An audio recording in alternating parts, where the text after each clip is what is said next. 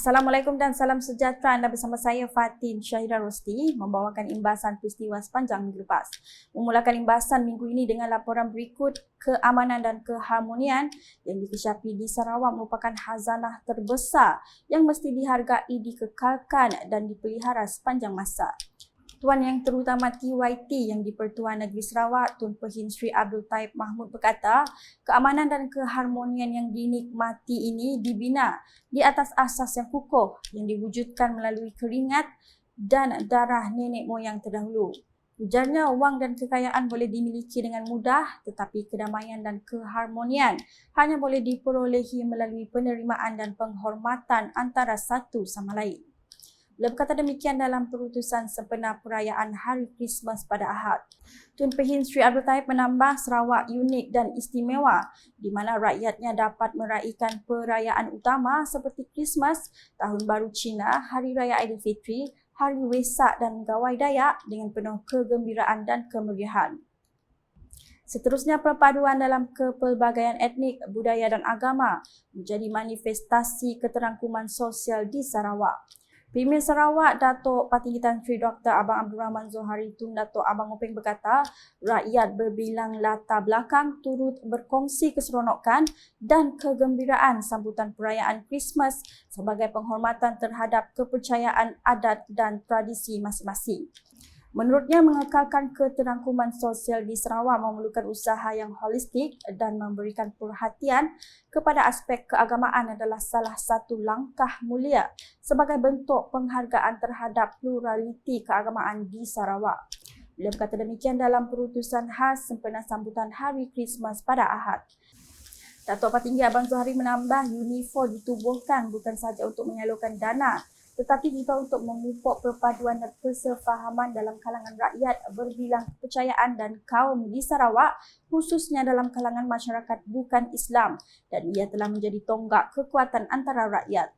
Imbasan selanjutnya, Sarawak meraih pendapatan sebanyak 13.1 bilion ringgit tahun ini, mengatasi jangkaan 12.79 bilion ringgit yang diumumkan Premier Sarawak, Datuk Patinggi Tan Sri Dr. Abang Abdul Rahman Zohari Tun Datuk Abang Openg semasa pembentangan Belanjawan Negeri 2024 pada November lalu. Menurut Datuk Patinggi Abang Zohari, hasil sebenar pendapatan Sarawak sehingga Disember 2023 adalah 13.1 bilion ringgit. Beliau berkata demikian ketika ditemui media selepas menghadiri rumah terbuka Krismas Bishop Kuching di Dewan Parish Cathedral St. Thomas pada Isnin. Jelasnya lagi, dengan penambahan pendapatan Sarawak sebanyak 13.1 bilion ringgit ini juga menyumbang kepada penambahan peruntukan sebanyak 10 juta ringgit kepada unit hal ehwal agama-agama lain UNIFOR, menjadikan keseluruhan geran UNIFOR 2024 sebanyak 110 juta ringgit. Beralih dengan imbasan berikut, Petros Niaga selaku pengedar tunggal gas petroleum cecair LPG bersubsidi di Sarawak telah melabur lebih 50 juta ringgit untuk mengukuhkan rangkaian bekalannya.